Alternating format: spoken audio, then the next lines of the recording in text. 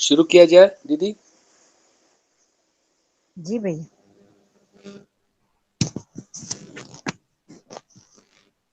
हम 4 पेज तक पहुंचे थे, तो इसमें अगर किसी का प्रश्न है 4, 5, 6।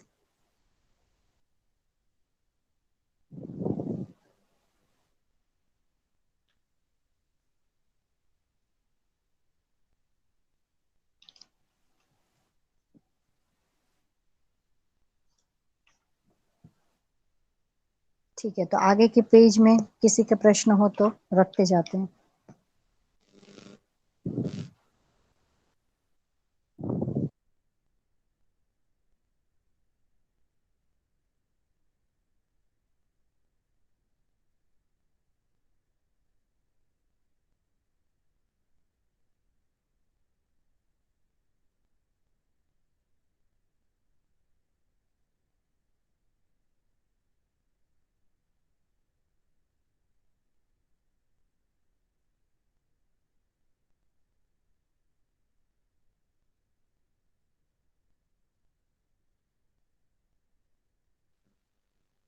ठीक है भैया, मैं अपना ही प्रश्न रखती हूँ। जैसे जी यहाँ पे धारणा और ऋतंभरा, ये दोनों की अगर डेफिनेशन देखें तो ऐसा लगता है कि अनुभव मूलक विधि से ही बुद्धि में होने वाले ही ये दोनों क्रिया है। तो इसमें इसको कैसे समझे, या दोनों एक ही है या इसको अलग अलग अलग है दोनों?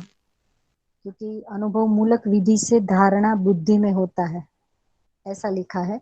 और ऋतंभरा के लिए भी अनुभव पूर्ण होने पर बुद्धि में जो अनुभव प्रमाण बोध होता है उसका नाम है ऋतंभरा।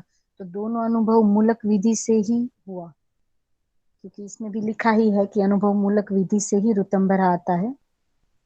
तो दोनों बुद्धि में अनुभव मूलक विधि से ही होने वाली क्रिया है, तो उसको कैसे समझे?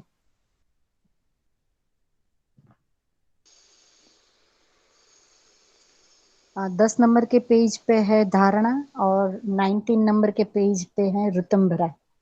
तो दोनों कंबाइन करके मैंने क्वेश्चन पूछा है विजय भैया। तो आपका प्रश्न है कि अनुभव मूलक विधि से है, जी ये कैसे समझे, है ना? नहीं, अनुभव मूलक विधि से दोनों धारणा और ऋतंभरा दोनों बुद्धि में ही होता है। तो दोनों एक ही है या इसको अलग अलग कैसे समझे? Okay okay okay. जी अच्छा, ठीक है। तो एक ही है, इसको अलग अलग कैसे समझे, ऐसा ऐसा पूछ रहे? जी भैया, एक ही है या अलग अलग है, पहले तो ये क्वेश्चन है। और ऐसे। अलग अलग है तो उसको कैसे समझे? हाँ, हाँ दोनों में क्रिया क्या हो रही है? हाँ, ये अच्छी बात है। क्रिया तो हो रही है समत्व की, धारणा कहने से। समत्व का मतलब है आत्मा के अनुरूप बुद्धि, या बुद्धि आत्माभिमुख हो गई और आत्मा के नियंत्रण में बुद्धि का काम करना, ये हो गया धारणा। तो ये बुद्धि की धारणा की स्थिति हुई। क्रिया के रूप में अनुभव प्रमाण बोध संपन्न होना, ये धारणा हुआ। और ऋतंभरा क्रिया क्या हुई? सत्य से भरा हुआ संकल्प जीने के लिए होना, ये ऋतंभरा हुई।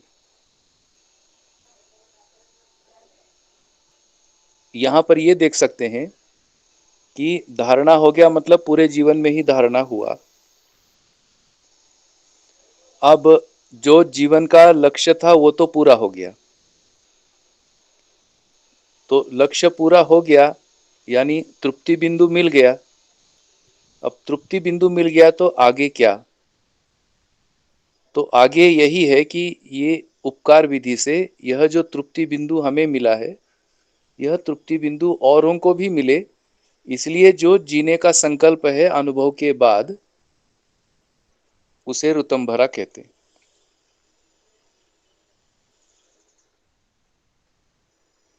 जी भैया।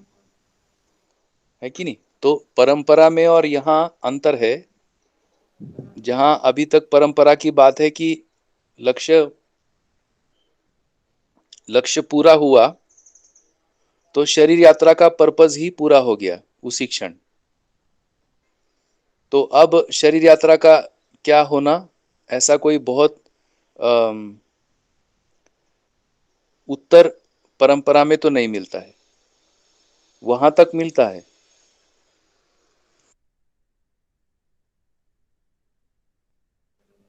जी समाधि तक मिलता है, जैसे समाधि लक्ष्य मान लिया तो समाधि तक का तो उत्तर मिलता है, परंतु समाधि के बाद फिर वो अनिर्वचनीय हो गया, यानी ज्ञान अनिर्वचनीय है। तो उसका कोई शिक्षा और व्यवस्था का स्वरूप अभी परंपरा में तो नहीं मिलता है। समाधि के लिए प्रेरणाएं हैं, पर समाधि के बाद शिक्षा और व्यवस्था के स्वरूप में क्या, ये प्रश्न है। तो यहाँ पर ऋतंभरा जो अलग पूछ रहे हैं उसमें क्रिया है कि इस प्रकार से जीवन ऋतंभरा संकल्प सहित जो बुद्धि में होता है, तो ऐसे संकल्पों का चिंतन, चित्रण, तुलन, विश्लेषण, आस्वादन, चयन रूप में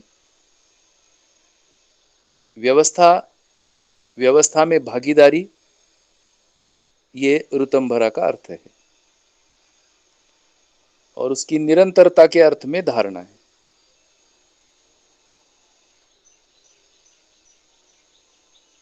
जी भैया।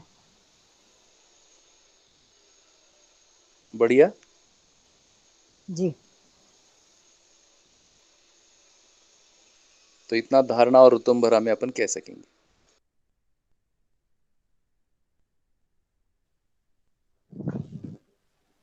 जी, तो 10 पेज तक अगर किसी को है वहाँ कोई अ, प्रश्न। मुझे हाँ भैया, 5th पेज पर था चेतना दीदी। ठीक है, रख दीजिए भैया।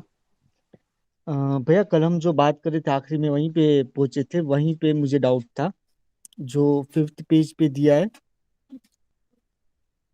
आत्मा अभिव्यक्ति सहज है क्योंकि सहअस्तित्व प्रकटनशील है। ये तो भैया समझ में आता है ये लाइन कि सहअस्तित्व है वो प्रकटनशील है और आत्मा में अभिव्यक्ति होती, लेकिन उसके बाद जो आत्मा अभिव्यक्तिशील है इस आधार पर प्रकटनशील है। तो वो दो लाइन में। हाँ, तो प्रकटनशीलता ये एक नियम है,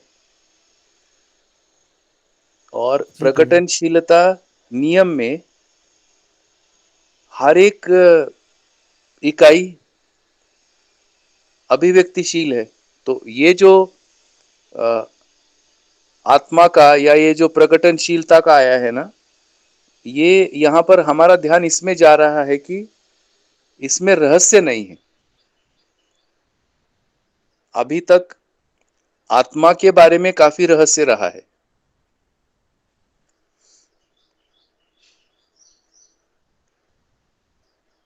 वही जो अभी थोड़ी देर पहले अपन बात कर रहे थे, अनिर्वचनीय। तो आत्मा अभिव्यक्तिशील है और आत्मा जीवन का अविभाज्य अंग है, मध्यांश है। तो सह अस्तित्व में सब कुछ तो व्यक्त है, तो इसलिए आत्मा भी व्यक्त है। अभी हमें इच्छा विचार आशा के रूप में व्यक्त होना दिखता है। थोड़े से हमें इसके और आदर्शवादी परंपरा के क्लोज थोड़े निष्कर्ष इसमें सहायक हो सकते हैं कि जैसे जीव है, ऐसे जीव जीव के रूप में कहते हैं अभी आदर्शवादी परंपरा में। और आत्मा अलग है, जीव और आत्मा अलग है। आत्मा जाके परमात्मा में मिल जाता है। तो ये जो दो तीन रेफरेंसेस हैं, उन दो तीन रेफरेंस में आत्मा का क्रिया स्पष्ट नहीं होता। तो अब यहाँ जीवन का स्वरूप हमें स्पष्ट हो रहा है। आत्मा मध्यांश में है और आत्मा अभिव्यक्तिशील है। भ्रमित स्थिति में वो जो अभिव्यक्तियां हैं वह अनुभव के प्यास के रूप में और गठन सूत्र को बनाए के रूप में अभिव्यक्तिशील है।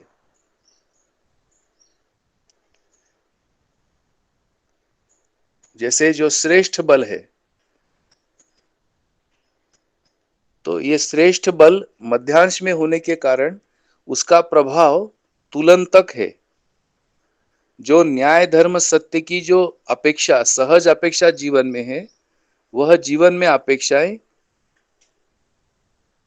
जो चित्त बल, बुद्धि बल और आत्म बल के रूप में है, इस रूप में आत्मा का अभिव्यक्तिशील होना और सह अस्तित्व प्रकटनशील है। इसलिए यहां कुछ भी चीज ढका हुआ नहीं है। हर वास्तविकता व्यक्त है, प्रकटनशील है। ये एक अंतर संबंध अपन पहचान सकते। जी भैया, बहुत बढ़िया, स्पष्ट हो गया। अ, कोई भी मतलब रहस्य नहीं है, इसलिए जो सहअस्तित्व है वो प्रकटनशील है, और आत्मा भी अभिव्यक्तिशील है, इसलिए कुछ भी रहस्य नहीं है, कुछ भी छिपा हुआ नहीं है। अस्तित्व हो, में जो कुछ भी है वो मतलब आत्मा से जानकर उसको अभिव्यक्त कर सकते हैं। हाँ, बहुत इसीलिए बढ़िया भैया। अपना स्वयं का जो पहचान है, स्वयं के बारे में जानने वाला जो बात है, तो ये वाले पॉइंट से स्वयं को जानने वाला भाग अपने में तीव्र होने लगता है।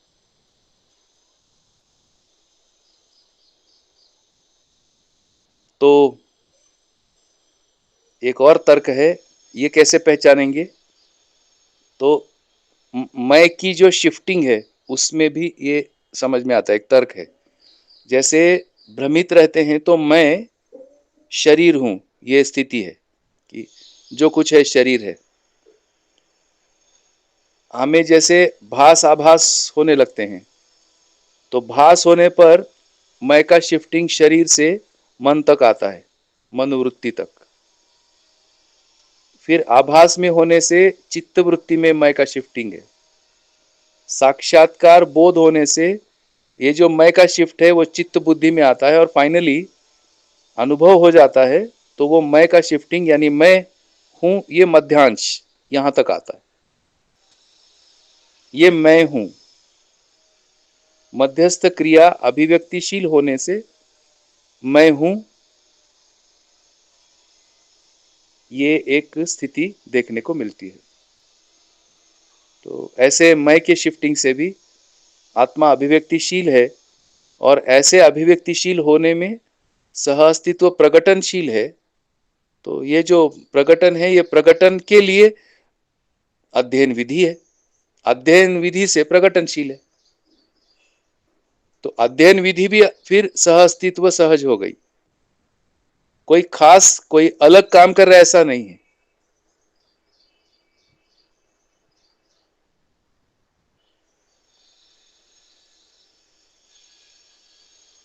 ऐसा एक अपन इसमें स्पष्टीकरण ले सकते हैं। जी भैया।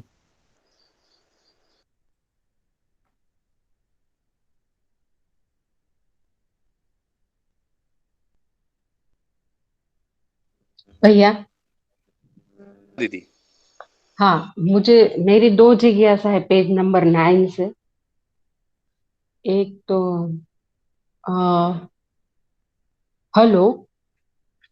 दीदी बोलिए ना, आवाज आ रही है। हाँ, आ रही है। हाँ, इसमें जिज्ञासा में ऐसा लिखते हैं कि अध्ययन विधि में जो श्रवण करते हैं वो तो चित्रण में रहेगा ना, वो पूरा पैराग्राफ एक दिया है।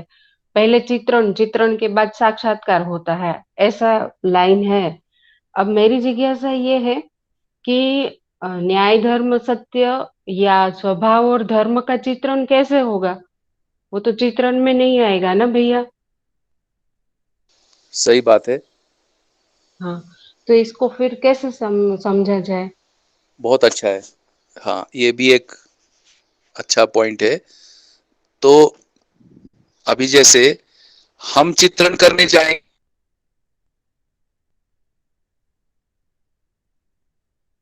तो ये चित्रण होंगे नहीं, अधूरे ही रहेंगे।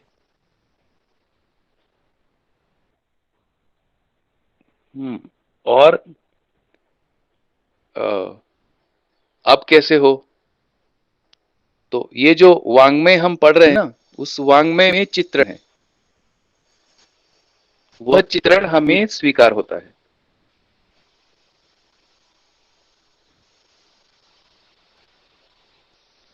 ये चित्रण कैसे स्वीकार होता है? तो न्याय धर्म सत्य, ये वांछित वस्तु होना, और हमारा स्वभाव धर्म,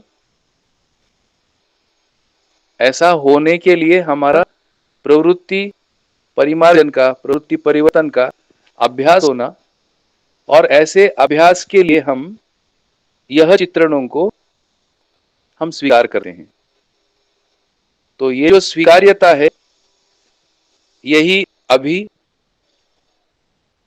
अध्ययन की प्रारंभिक महिमा है। जैसे परिवार मूलक स्वराज्य व्यवस्था, तो परिवार मूलक स्वराज्य व्यवस्था का चित्रण कर दिया गया है, वह चित्रण हमें होना। तो ये चित्रण हमें कैसा होता है? तो जैसे जैसे हमारा पात्रता, योग्यता, उसके मूल में आवश्यकता, तो जैसे जैसे पात्रता, योग्यता हमारी विकसित होती है, उसके मूल में आवश्यकता रहता है, इस आधार पर ये चित्रण हमें होने लगते हैं। तो अब इसमें मुद्दा इतना ही है कि क्या ये चित्रण मैं कर रहा हूं? ऐसा नहीं है, ये एक सहज हमारे में हो रहे हैं। कैसे हो रहे हैं? क्योंकि हमने कल्पनाशीलता को, इन चित्रणों को श्रवण में हमने लगाया है, और ये चित्रण हमें होने लगना। ऐसा होने के लिए स्वभाव और धर्म, इसका अनुमान, भास आभास, ऐसे भास आभास के लिए प्रवृत्तियों के परिमार्जन के लिए मार्गदर्शन। ये मार्गदर्शन कैसे? अनुकरण से। अनुकरण का स्वरूप समाधान, समृद्धि। इस प्रकार से ये चित्रण हमें होना। हम करने जाएंगे, ये बनते नहीं, अधूरे ही बनते हैं।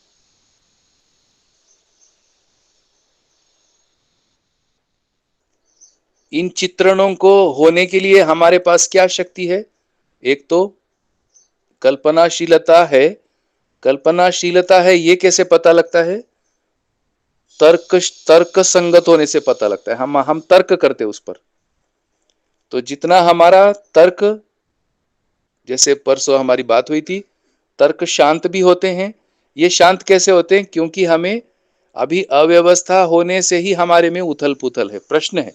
पहले तर्क तो वही है, और उसके बाद तर्क हमारे विकसित होते हैं या समृद्ध होते हैं, जब ये जो स्वरूप है, जीने का स्वरूप है, उसी को सार्वभौम व्यवस्था या सर्वतोमुखी समाधान, ये उसमें दिया, जिसमें अब हम ये कह सकते हैं कि क्या क्या चीज का चित्रण होगा।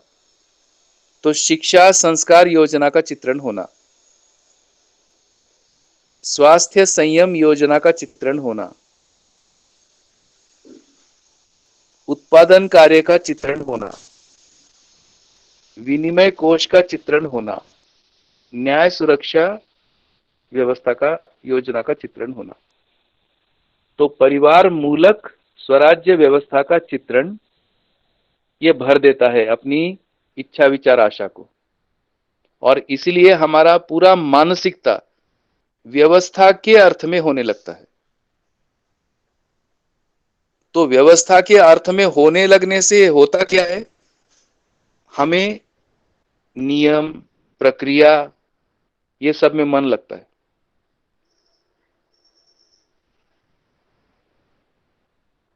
सहमतियां, परस्परता, परस्परताओं में जो मूल्य हैं, उनका कुछ अर्थ निकलने लगता है।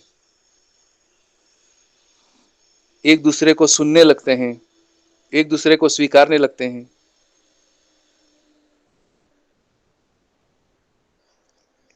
ये वांग्मय का महिमा है। इसलिए वांग्मय में अभ्यास के भी बिंदु हैं, जिसको चित्रण कहते हैं, और अध्ययन के बिंदु हैं, जिसको वास्तविकता कहते हैं। इस तरह से चित्रण होगा।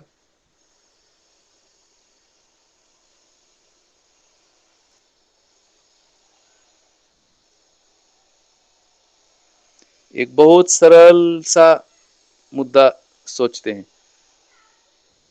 अच्छी कल्पना हम कर सकते हैं कि नहीं?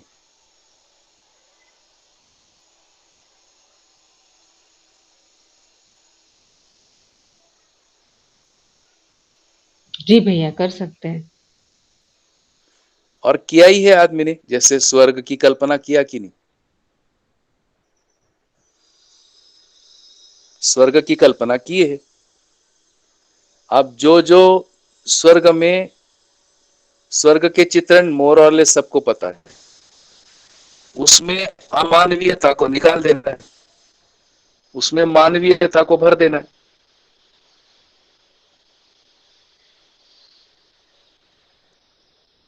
तो स्वर्ग का चित्रण। अच्छा, एक और कल्पना, मानव देवता हो जाए, ये कल्पना हो सकता है कि नहीं?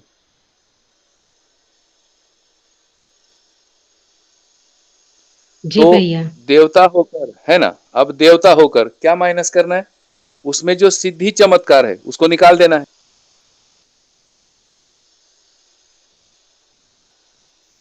तो देवता में सिद्धि चमत्कार निकाल दिए, अब आ क्या गया उसमें? देवता समझा हुआ को समझाते हैं, देवता सीखा हुआ को सिखाते हैं, देवता किया हुआ को कराते हैं। अभी जो हमारा अभी का देवता है, वो जैसे हमें कुछ ना करना पड़े और सब वरदान टाइप में आ जाए, ऐसा ही चित्रण है अभी। और हम लोग ऐसा कर भी लिए हैं, जो कि एक अवास्तव है। 1000 हाथ की हम कल्पना किए हैं, बाहुबली की कल्पना, अचाट कल्पनाएं हमने की हैं। तो मानवीय कल्पना तो हमारी हो ही सकती है। भाई ये आदमी जैसा ही है वैसा ही, 2 पैर है, 2 हाथ है, नॉर्मल चित्रण है। उसमें जो मानसिकताएं हैं, उन मानसिकताओं में कोई ऐसा सिद्धि चमत्कार नहीं है। समझ है, समझ के अनुरूप जीना है, और जो जिया हुआ है उसको स्पष्ट कर देना है। यह है देवता का स्वरूप। ये चित्रण हो सकता है कि नहीं?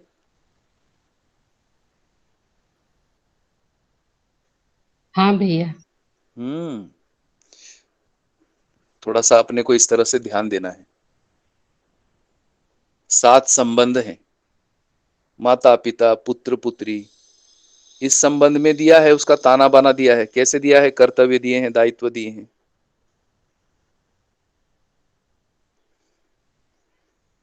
अभी मनोविज्ञान पढ़ के आए ना वहां मानव तीर्थ में?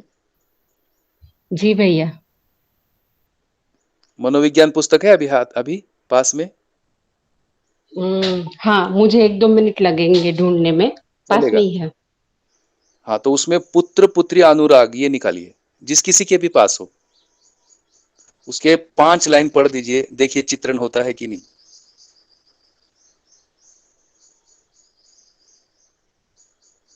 पुत्र पुत्री अनुराग ये संबंध है।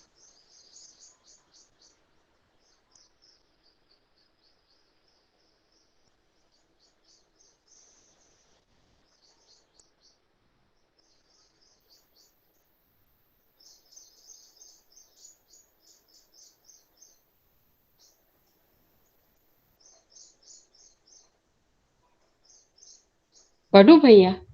हाँ, मिला? हाँ भैया, ये पेज नंबर 56 पे है, मानव हाँ, संचेतनावादी मनोविज्ञान में। जोर से पढ़िए, मिला ना? पुत्र तो पुत्री अनुराग, जोर से पढ़िए और हाँ। एक एक लाइन धीमे धीमे पढ़िए। देखिए आपने सबको जी। अभ्यास करना है, कितना उसमें हमको हाँ। चित्रण हो पाता है।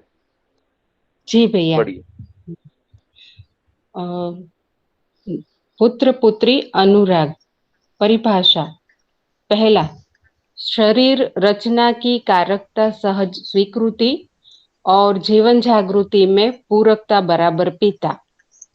उसमें माता भी दूसरा, जोड़ना है ना, वो माता पिता है। जी हम्म, जी, माता माता पिता। पिता ऐसा। पोषण सुरक्षा की स्वीकृति।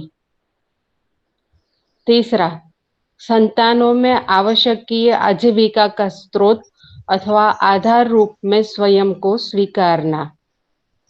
4, शिक्षा संस्कार प्रदान करने में सक्षम योग्य स्वीकारना मानना। 5, संपूर्ण ज्ञान प्रावधानित करने के लिए स्वयं में स्वीकारना मानना। हर जागृत अभिभावक इन 5 विधियों में से के लिए स्वीकारते हैं, तभी पुत्र पुत्री का संबंध जागृत परंपरा पीढ़ी दर पीढ़ी के रूप में स्वीकार होता है। यह माता पिता का अधिकार, स्वीकृति अथवा मान्यता का स्वरूप है। इनमें से स्वयं की जागृति के अनुरूप निर्वाह करता हुआ देखने को मिलता है। अब फुल स्टॉप। अब बताइए, 5 बिंदु हैं। हम्म अब इसमें ये देखना है हमारे संतान हमको कैसे देखते हैं, ये दिया हुआ है। उनके मन में ये 5 चीजें चलती हैं। अब बताइए, ये चित्रण हो सकता है कि नहीं? यह चित्रण तो हो सकता है भैया। हम्म इसमें मूल्यों का चित्रण कैसे होगा? जैसे माता इसमें पिता और निहित है ना। संतान। अब अच्छा, अब पहला हाँ लाइन देखिए, पहला पढ़िए। हाँ, अनुराग। पहला नहीं उस नहीं, वही पुत्र नहीं नहीं, पुत्री वो पहले वाला, ही। हाँ। हाँ, ठीक है। पहला ही लाइन इसी का। शरीर शरीर रचना की कारकता सहज स्वीकृति और हम्म जीवन जागृति में पूरकता बराबर पिता। माता पिता। अब इसमें क्या माता मूल्य है? पिता इसमें क्या मूल्य है? शरीर कारकता मतलब?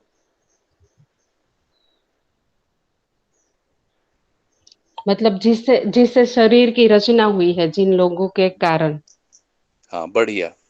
हम्म तो अब इसमें शरीर का मूल्य समझ में आता है कि नहीं?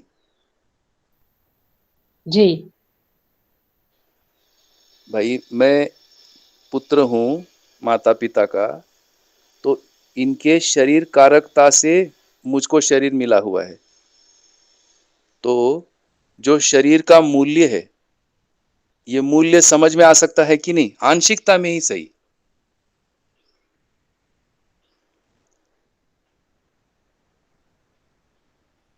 जी भैया। है ना? होता है ना? कुछ तो समझ बनती है। हाँ भैया।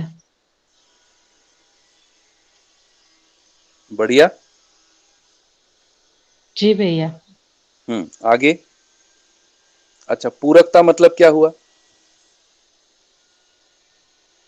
ये जो अभी मैसेजेस में है, अब जो शरीर है उस शरीर का पोषण संरक्षण, ये पूरकता हुआ। जिन्होंने हमको जन्म दिया और हमारे शरीर का पोषण भी किया, संरक्षण भी किया, ये मूल्य है कि नहीं? ये समझ में आता है। अच्छा, चित्रण में कैसे दिखेगा?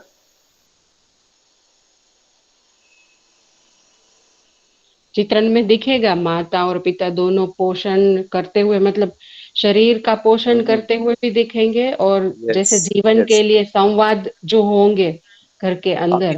अभी जीवन का भाग तो आगे है। अभी तो पहला तो यहां से दिखता है ना, जी जी। कि माता पिता दोनों मिल करके उस शरीर का। अब आप दीदी, आप अब ये तो तुम्हारा बच्चा है, ऐसे माता पिता करने लगेंगे, तुम जानोगे ये ना। इसमें कुछ तो अब क्या दिखता, क्या है अभी जनरली? माँ करती हुई दिखती है, पिता दिखते हैं क्या? जी, पोषण का तो माता का ही रोल ज्यादा दिखता है। हाँ, पर उसके हम्म पीछे जो वस्तुएं लाते हैं वो पिता की इनकम के कारण है। वो तो इनकम है ना, इनकम से शरीर नहीं चलता ना। उसमें कुछ करना भी होता है, नहीं करना होता? जी भैया। वस्तु ला के देने से होता है। जी भैया। ध्यान आ रहा है कि नहीं? अब हाँ, ये आ चित रहा है। मतलब दोनों को करना होगा ना। जी भैया। बढ़िया, दोनों को करना होता है। तो ये चित्रण तो अपन कर सकते हैं कि नहीं?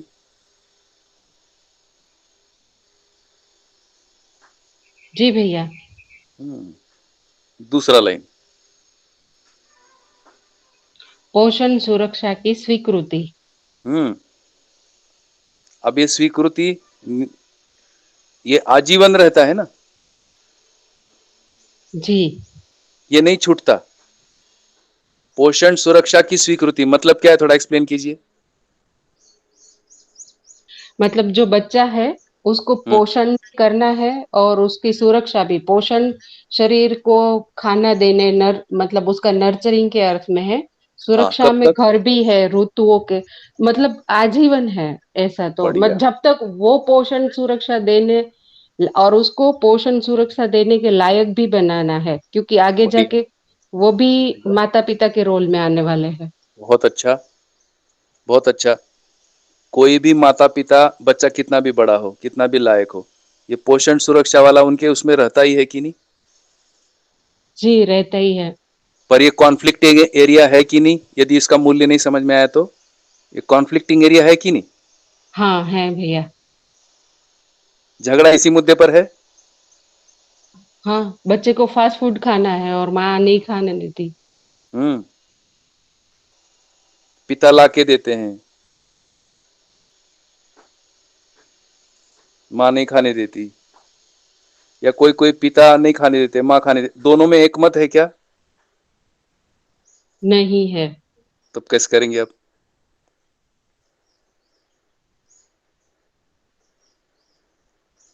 पर चित्रण होता है ना, तो मूल्यों के बिना भला चित्रण हो पाएगा क्या? नहीं तो अपनी अपनी मान्यताएं वहां पर परस रहे। भैया, इसमें स्थापित मूल्य और शिष्ट मूल्यों का चित्रण कैसे होगा? जैसे हर संबंध में दीदी, विश्वास इसके है। इसके चित्रण नहीं होते, उसकी समझ होती है। समझ होगा, उसका कोई चित्र बनता है कि नहीं? अभी हम बनाएंगे तो हमारी मान्यताएं जाएंगी, इस आधार पर चित्रण करके देखते हैं, साथ में मूल्यों का अनुमान होगा ही ना। मूल्यों की स्पष्टता समझ के रूप में बनता है, और उसके साथ में ये चित्रण हमें स्वीकारने होते हैं। अच्छा, अभी जो मैं बात कर रहा हूं वो सब तर्क है उसके साथ, ये ऐसा होगा, ऐसा नहीं होगा, इस प्रकार से हम उस पर प्रश्न करते हैं, माने उसको समझते हैं, लर्न करते हैं।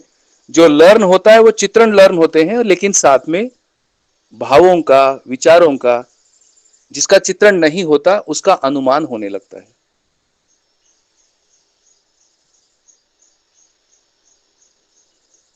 मूल्यों के चित्रण नहीं होंगे, लेकिन मूल्याधारित जो जीना है उसका चित्रण तो हो सकता जी भैया। है कि नहीं? तो ये नहीं कहा जा रहा है कि हमारे में मूल्य है ही नहीं, मूल्य हैं पर बीज रूप में है, विकसित नहीं है। मूल्यों के विकास के लिए ये चित्रण हमें अब लेना होगा, ये चित्रण स्वीकारना होगा। हम उसमें अपना दिमाग लगाएंगे, चित्रण बनेंगे नहीं, क्योंकि हमारे पास वो मूल्यों का अनुभूति नहीं है। इसलिए हम उसमें अगर जुट जाएंगे तो हम कुछ का कुछ कर देंगे। अभी हमें इतना पता लग रहा है कि ये जो 5 चीजें हैं, उन 5 चीजों में अगर बारीकी में देखेंगे, वही माता पिता और बच्चों में कॉन्फ्लिक्टिंग एरिया है। कॉन्फ्लिक्ट क्यों है? क्योंकि हमारे में मूल्यों का अंतर्भाव नहीं है। जैसे ही हम मूल्यों को समझने लगते हैं इन चित्रणों के साथ, तो हम मूल्यों का अनुमान करते हैं, या यूं कहे, हम मूल्यों की चर्चा करने लगते हैं, मूल्यों को समझने लगते हैं। यही तो मूल्यांकन है।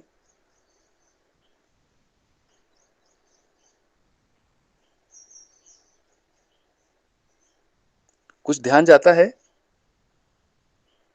जी भैया, ऐसा लग रहा है कि जैसे ये कर्तव्य और दायित्व है, अभी जो पढ़े वो उनका हम्म चित्रण तो हो रहा है। और हम अगर अखंड समाज सार्वभौम व्यवस्था ऐसा बोले तो व्यवस्था का चित्रण तो हो पा रहा है, पर अखंड समाज और मूल्य, ये अभी मतलब वो समझ में आएंगे वो उनके। समझ में आएंगे, हाँ। इसी के लिए प्रयास है।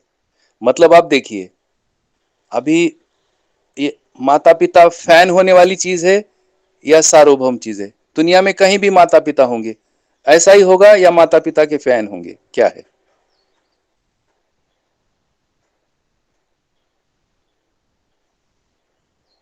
माता पिता ये तो सार्वभौम है भैया, अभी बस, यहाँ जो दिया वो। तो ये सार्वभौम है, मतलब ये अखंड है, ये अखंड समाज में जुड़ेगा।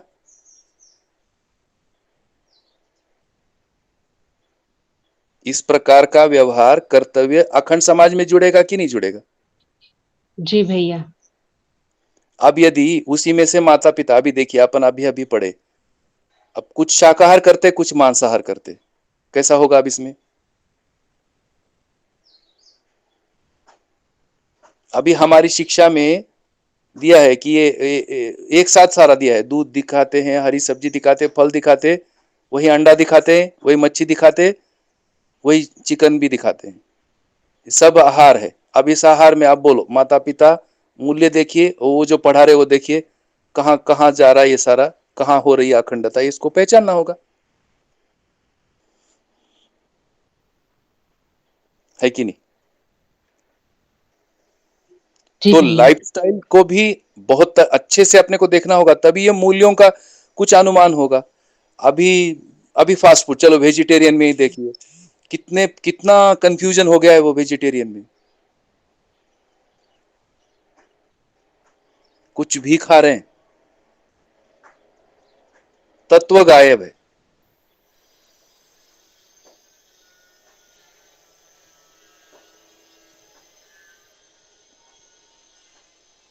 ऐसा हो रहा है कि नहीं? जी भैया। इसका मतलब क्या हुआ? मूल्य पता नहीं है, इसलिए चित्रण नहीं।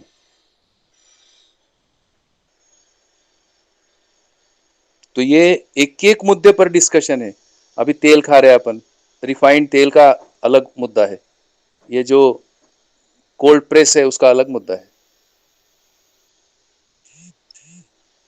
सब्जियां अपन खाते हैं रोज, कितना प्रकार से उसमें क्या क्या आ रहा है, एक प्राकृतिक तरीके से उगाना एक चीज है। फलों में देखिए कहाँ कहाँ विदेश से आ रहा है, पर यहाँ लोकल जो उसी सीजन में मिलता है, उस सीजन के फ्रूट्स को अपन नकार रहे। सारे प्रोटीन को कैप्सूल में लाने का प्रयास कर रहे हैं, जबकि प्रोटीन ऐसे ही दाल खिचड़ी से मिलता है।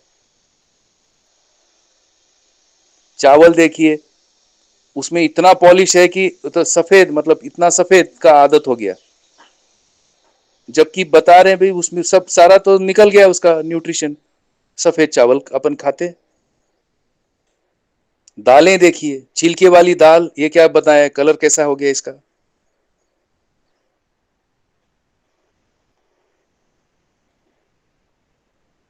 क्यों ऐसा क्यों हो रहा है? क्योंकि मूल्यों का समझ नहीं है। तो ये जो दिए हैं 5 मुद्दे, ये 5 मुद्दों में हमको हमारा चित्रण को पहचानना है, और ये सारा चित्र तो सामने है, अस्तित्व सहज है। हमने मिटा दिया वो बात अलग है, स्रोत ही मिट गए, क्योंकि दुकान आ गया, खेत चला गया, स्रोत चले गए, दुकान आ गया, घर आ गए, पैसे आ गए, इतने में ही चल रहा है। सोर्स के साथ रहते हैं, बहुत कष्ट नहीं है चित्रण को, इधर मूल्य मिला, सामने स्रोत है, मन भर आता है।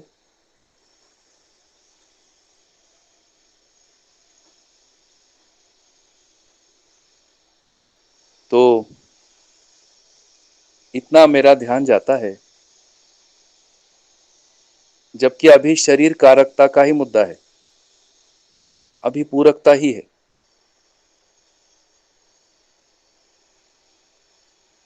और ये सारा समाधानात्मक भौतिकवाद में दिया है कि नहीं दिया है? ये जी भैया। सब चीज दिया है ना, एक एक करके। उसमें बताया है कैसे जमीन को हमने खराब किया, कैसे हमने हाइब्रिडाइजेशन किया, सब दिया है, कैसे हमने क्रॉस किया।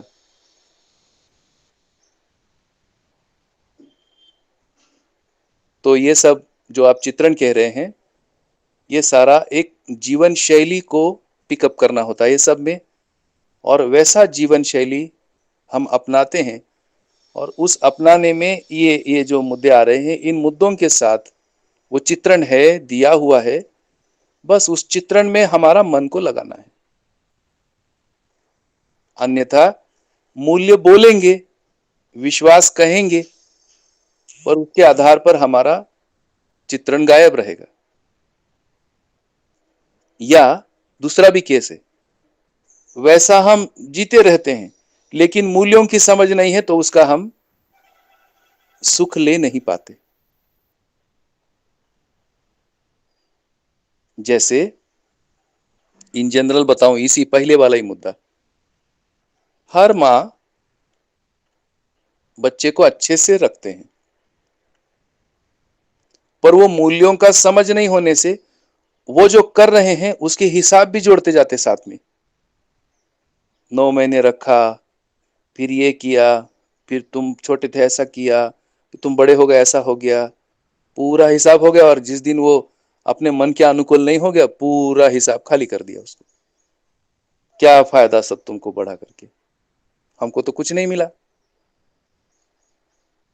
जबकि सुखी हुए हैं, जन्म दिए हैं, सुखी हुए हैं, पेमेंट नेट है यहां, सुखी हुए हैं तभी किया है।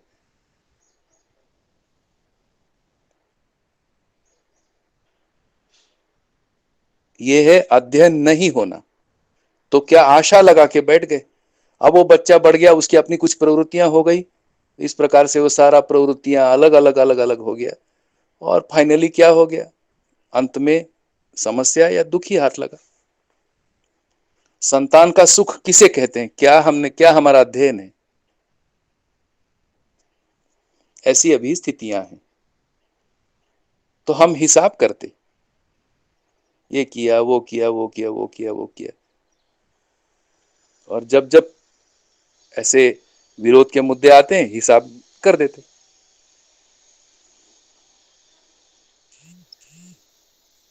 कैसे परिवार में टिकने का मन करेगा?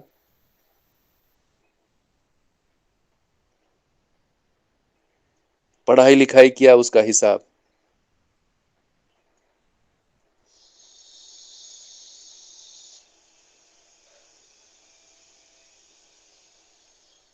ये सब से तो होगा नहीं। ये सब अपना इच्छा विचार आशा में प्रिय हित लाभात्मक प्रवृत्तियों से हमारा कल्पनाशीलता ऐसे रैंडम होकर के कुछ कुछ अजीब अजीब चित्रण है, तो उन चित्रण तो वो नहीं बनेंगे। तो यहाँ हमें सहायता हो रही है, मूल्याधारित जिंदगी सामने आ रही है, इसलिए। और ऐसा हमारा, अच्छा, ये सब जो चित्रण हमें स्वीकार होते हैं, क्यों? क्योंकि शुभ कामना इनबिल्ट है हर जीवन में, बस उसको शुभ का वो पता ही नहीं लगा है। तो जैसे जैसे ये चित्रण आते हैं, वैसे वैसे शुभ कामना का बेस, वो जो मूल चेष्टा है, इच्छा विचार आशाएं और ऐसे शुभ कामना घटित होने का जब ये चित्रण आता है, तब हमको गति होने की फीलिंग आती है, और हम उत्साह से इन चित्रणों को सुनने के लिए, इन चित्रणों में जो निहित मूल्य है उनको समझने के लिए, और हम अध्ययन के लिए प्रेरित होते हैं। इस प्रकार से ये समझ में आता है।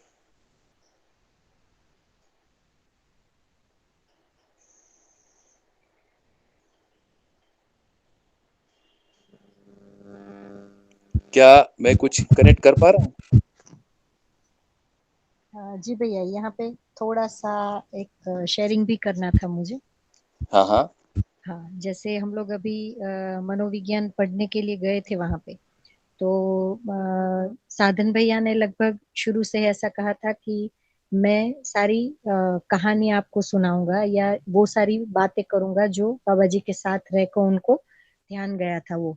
तो वहां पे उन्होंने वो भी बताया था कि भाई एक जागरूक जीवन है या अनुभव संपन्न व्यक्ति है, वो क्या अलग थोड़ी ना दिखेगा, वो कुछ क्रिया करता हुआ दिखेगा, और उस क्रिया से ही हमको पता चलेगा कि ये मूल्य उस उनमें कैसे बहा, या वो जो क्रिया समुच्चय है पूरा, इतनी सारी क्रियाओं का एक वो बनेगा, उससे ही वो मूल्य बहते हुए देखेंगे। उसको ही वो समझाने के लिए उन्होंने वो संरक्षण मूल्य को समझाने के लिए ये उदाहरण दिया था हमें। तो अभी आप बोल रहे हैं तो वो भी ध्यान गया कि मूल्य का चित्रण ऐसे जाएगा कि कोई व्यक्ति मुझे क्रिया करता हुआ दिखेगा और उस क्रिया में वो मूल्य, सारी क्रियाओं को जब इकट्ठा करेंगे तो वो चित्रण होगा कि इसमें ये मूल्य है। तो इसको आपने जो अभी समझाया तो मैं उसको ऐसे कनेक्ट कर पाई, तो ये ठीक है भैया। जैसे उन्होंने कहा कि बाबा जी ठीक का है, जो हमारे प्रति ठीक है। पोषण और संरक्षण का भाव था, तो जितनी भी जी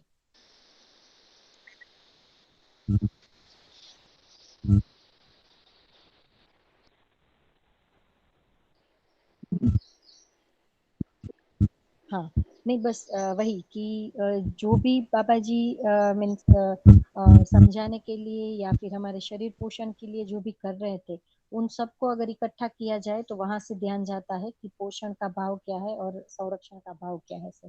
तो पूरा जो क्रिया समुच्चय है उसको देखना होता है। वो व्यक्ति कुछ अलग दिखेगा ऐसा कुछ नहीं होता है। मीन्स हमारी जो अभी तक की मान्यता होती है वो थोड़ा सा ऐसा लगता है कि भाई अनुभव संपन्न या जागरूक व्यक्ति का बिहेवियर या ऐसा कुछ अलग सा हो जाएगा, ऐसा कुछ नहीं होता है। वो पूरे क्रिया समुच्चय को देख के उसमें से वो निष्कर्ष निकलता है। बहुत अच्छा। तो अब हमें इन मुद्दों का अनुकरण करना है। अनुकरण होते होते जो अच्छाई हमारे में है वह फ्लो होने लगता है।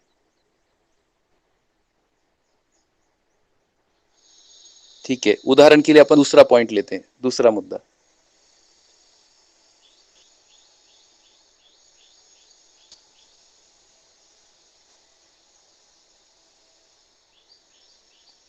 दूसरा पढ़ लेंगे दीदी?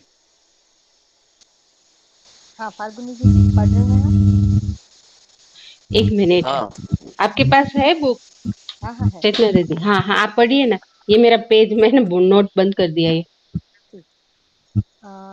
पोषण सुरक्षा की स्वीकृति वो हमने पढ़ लिया है भैया। उसके आगे है संतानों में आवश्यकीय आजीविका का स्रोत अथवा आधार रूप में स्वयं को स्वीकारना। अब इसमें प्रचलित चित्रण क्या है? आजीविका का स्रोत को कहाँ देखते?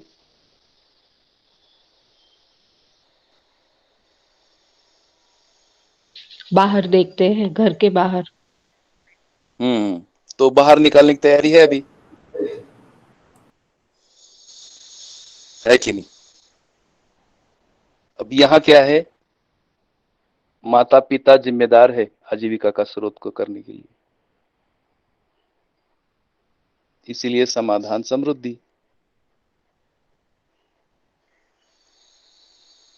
तो हमारा प्रचलित चित्रण बना रहे यथावत, और इधर से मूल्य बरसेंगे भी ना, क्या फर्क पड़ेगा दीदी?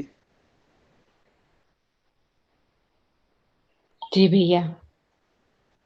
कुछ नहीं फर्क पड़ने का ना, यदि इधर से मूल्य बरसेंगे भी और हम अभी यथावत उसी में है कि ये तो हमारी अपनी रोजी रोटी निकल गई, ये जो संतान है अपनी रोजी रोटी कर ले, नौकरी कर ले, व्यापार कर ले, हमारी इसमें कुछ जिम्मेदारी नहीं है।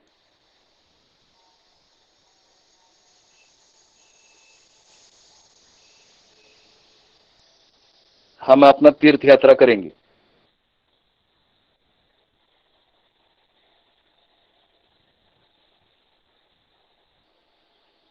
कितना बड़ा डिस्कनेक्ट है। ऐसे स्थिति में ये बिल्कुल आपका प्रश्न स्वाभाविक है कि कैसे चित्रण होगा, क्योंकि वो मूल्य ही नहीं है हमारे पास, वो न्याय मोला मुद्दा ही नहीं है। ये न्याय है कि नहीं माता पिता स्रोत बने?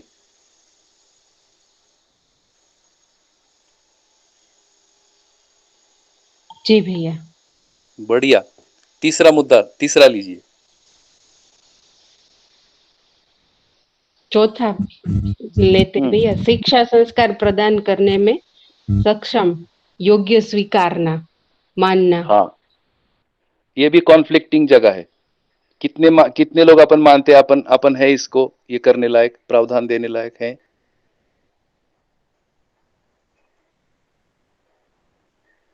कौन पढ़ाए अपने बच्चे को, कौन समझाए?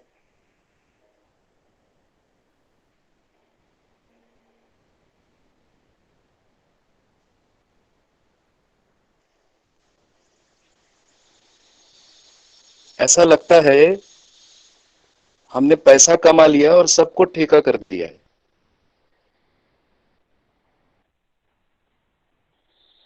हमारा कोई जिम्मेदारी नहीं है। तो पुत्र पुत्री अनुराग कैसा घटित होगा, कैसा परिवार का चित्र आएगा? इसलिए एक एक आचरण जब हम पढ़ते हैं, समझते हैं, उसमें मन लगाते हैं, तो फिर ये खिलता है, हमारा ध्यान जाता है। तो अब ये होने के लिए योग्यता अर्जित करना, कैसे योग्यता अर्जित की जाए, तो ये सारा अध्ययन का दिया हुआ है, इस अध्ययन विधि दी हुई है, उससे हम योग्यताओं को अर्जित करते हैं। तब स्वरूप आता है अभिभावक विद्यालय।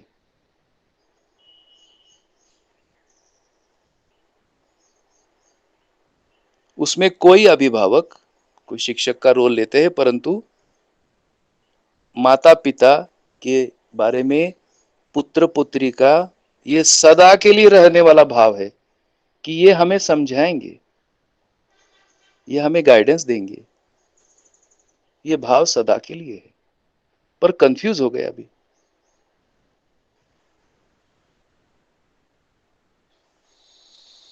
इसलिए ये आपका पॉइंट है। इसलिए थोड़ा सा एक उदाहरण लेकर, ये जो आचरण से संबंधित ऐसे मन के आचरण, वृत्ति के आचरण, चित्त के आचरण, ये इन आचरणों को यदि हम लोग मन लगा के पढ़ते तो फिर ये चित्रण हमें होता है, सहज रूप में आते हैं, और हमारा अध्ययन में मन लगने से, अनुमान बनने से ये चित्रण होने लगता है।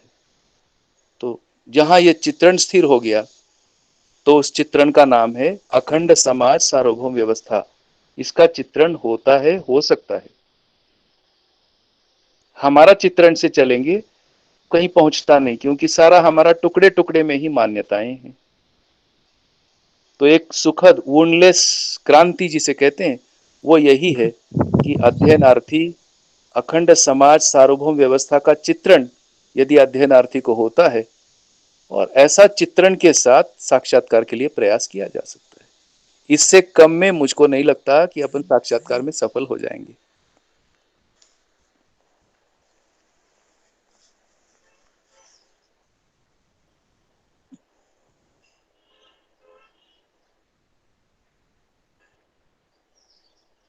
सर्वतोमुखी समाधान इसका स्वरूप है ये।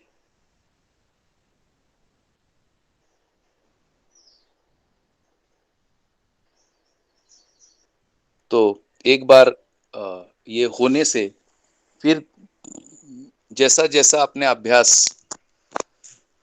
अभ्यासों में जैसे जैसे गति आती है, एक स्थिति आती है, ये चित्रण फिर हमें नहीं पता लगता, ये व्यक्त भी होते हैं, ये हमारे कार्य व्यवहार में झलकते भी हैं। अभी मानसिकता बनता है इन चित्रणों से, और जैसे जैसे न्याय प्रवृत्ति स्पष्ट होती है, धर्म प्रवृत्ति स्पष्ट होती है, सत्य प्रवृत्ति स्पष्ट होती है, वैसे वैसे हमारे से ये कार्य व्यवहार स्वरूप में ऐसा चित्रण आता है, और वही है सभी को स्वीकारने योग्य बन जाता है। तो आपके प्रश्न का ऐसा कुछ स्पष्टीकरण बनता है, जो वहां पर लिखा है कि चित्रण होता है, ऐसा एक बनता है। क्या आप सभी संतुष्ट हैं इससे? जी हाँ भैया, ये बहुत अच्छा हुआ, और ये बुक खोल के मतलब एक नए तरीके से सोचने के लिए बिंदु मिला। ये बहुत ही अच्छा रहा।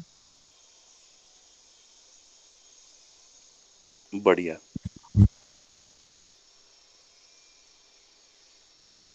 तो आगे का कोई प्रश्न हो? जी भैया, इसी से जुड़ा एक प्रश्न था मेरा।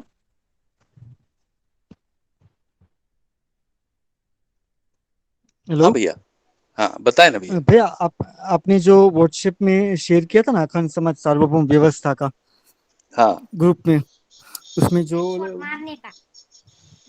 उसमें जो बात लिखा था, मैं इस बात का सत्यापन करता हूँ, बाबा जी ने जो सत्यापन किया है कि संवेदनाओं के संयमित होने से पहले धरती पर एक भी व्यक्ति अखंड समाज सार्वभौम व्यवस्था को सोच नहीं पाएगा।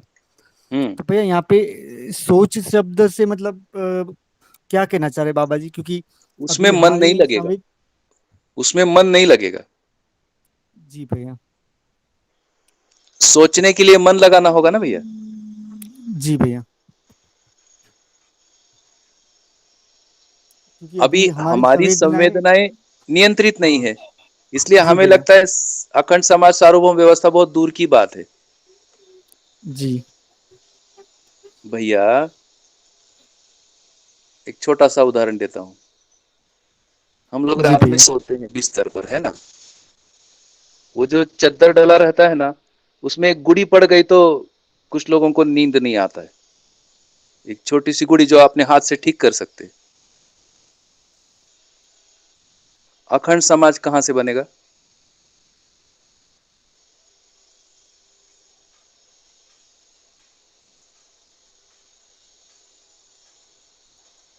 एक थोड़ा जी भैया। पर्सनल सवाल पूछूं? जी जी भैया। इजाजत है? हाँ, बिल्कुल भैया। आप शर्ट पैंट पहनते हो ना? जी। प्रेस करते हैं? नहीं भैया, अभी यहाँ गांव रहता हूँ तो यहाँ पे तो नहीं करता प्रेस। हम्म।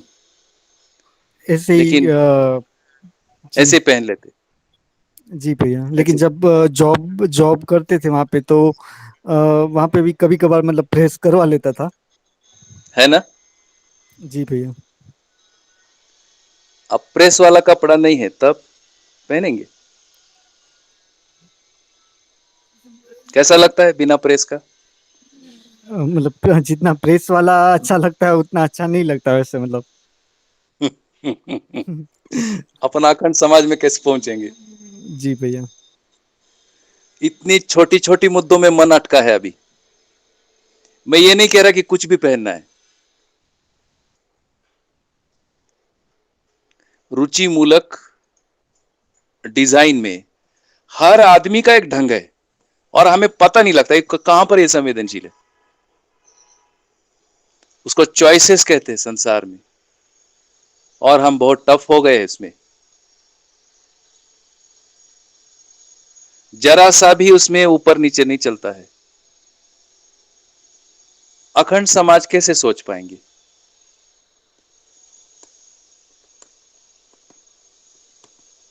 एक बात है ना। जी भैया, मतलब जब तक इसी सारी चीजों में हम उलझे रहेंगे तब तक कैसे सोच पाएंगे, नहीं सोच कैसे पाएंगे। सोच पाएंगे? कैसे सोच पाएंगे? पूरा समय यदि इसी को बनाए रखने में यदि जाता है, जबकि इसमें कुछ है नहीं निरंतरता, कहां से अखंड समाज का सोच बनेगा? ये उसका आशय है। छोटा छोटा मुद्दा रुचि मूलक आस्वादनों में या शरीर मूलक क्रियाकलाप में जो हमने so called standard of living बना के रखा है, वो स्टैंडर्ड ऑफ लिविंग को अटेन करने में आदमी संवेदनशील हो जाता है। क्योंकि उसको लगता है यदि ऐसा नहीं हुआ तो हमारा सारा सम्मान चला जाएगा। तो जो सामान बराबर सम्मान, ये इक्वेशन आया है, सारांश है, गुथा हुआ है उसमें पूरा मानसिकता। कैसे अखंड समाज होगा, उसका आशय ये है।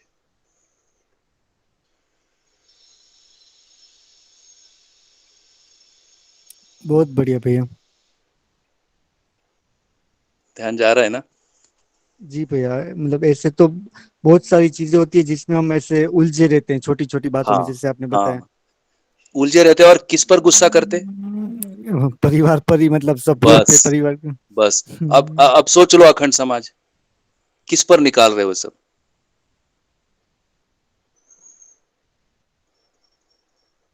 कौन जिम्मेदार है सबके लिए?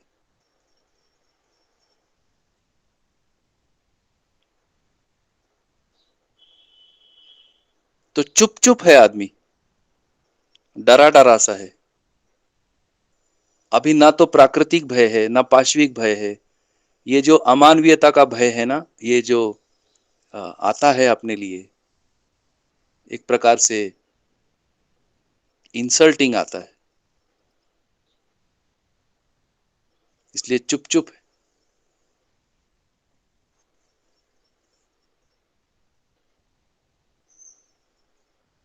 तो थोड़ा मैं जैसे सामान्य खुद होने में वाला। ये ऑब्जर्वेशन कर पाता हूँ कि मतलब हम शारीरिक हिंसा तो नहीं करते, लेकिन मानसिक और जो भाषा है वो पूरी हिंसक भाषा है।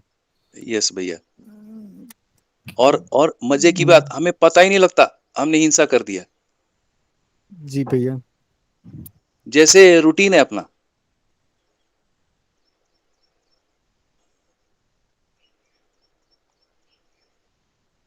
तो अखंड समाज के लिए तो सम्मान ही जोड़ता है, व्यवहार ही जोड़ता है। तो ऐसे व्यवहार में ही अगर हम कमजोर पड़ गए,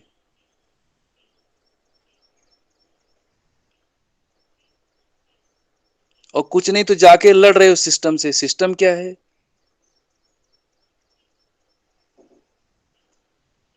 संघर्ष, एक और बड़ा संघर्ष। तो ये एक ध्यान चला जाना, संवेदनाओं पर नियंत्रण। तो न्याय प्रवृत्ति हमारे में विकसित होने से संवेदनाओं पर नियंत्रण है, शुरुआत उसकी परिवार से है। तो जैसे जैसे हमारा ये नियंत्रण स्थापित होता है, वैसे वैसे अपने आप ही अखंड समाज के लिए मनस्थितियां तैयार होती हैं।